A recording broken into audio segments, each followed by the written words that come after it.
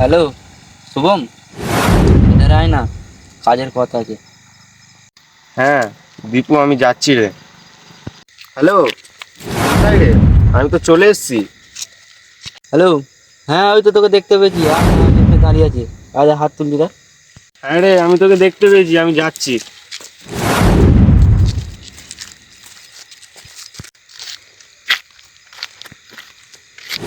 বল, কি বলছিলি? তো কাজকর্ম কেমন চলছে তো? ভালোই চলছে।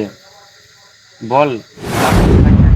হ্যাঁ, এই তো সৈকতের সাথে কাজ করছি। আমাকে নিয়ে যাবি কাজে? নিয়ে যেতেই পারি ভাই, বুঝলি তো। পরে নিয়ে যাবো অন্য কোনো দিন, কিন্তু ওখানে যাই। তাহলে ফোনটা করবো নাকি? ঠিক আছে, ফোনটা কর না, তাহলে একটুখানি কাজের বিষয়ে কথা বলি। ঠিক আছে, করছি তাহলে। হ্যালো, তোমার সঙ্গে একটা ছেলে কাজ করবে বলছে।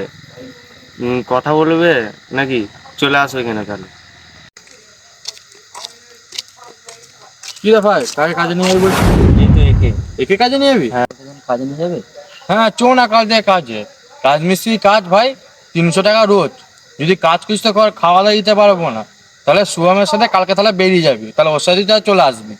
ঠিক আছে, তাহলে কালকে সকালবেলা ওর সঙ্গে বেরিয়ে পড়বো। হ্যাঁ, তুই চলে আসবি, তাহলে ওর সাথে তুই কাজে লেগে যাবি। আমি ঠিক থাকবো না, অন্য সাইড যাবো। ঠিক আছে বন্ধু, তোমার দাদার সাথে আমি কথা বললাম কাজে নিয়ে। তোমার দাদা বললো কাজে নিয়ে যাব।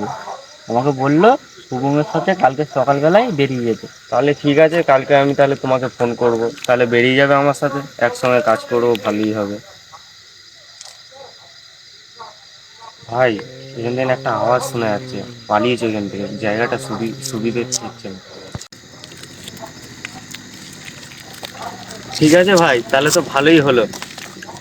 তাহলে ও কথাই রইলো, কালকে সকালবেলা দেখা হচ্ছে। হুম।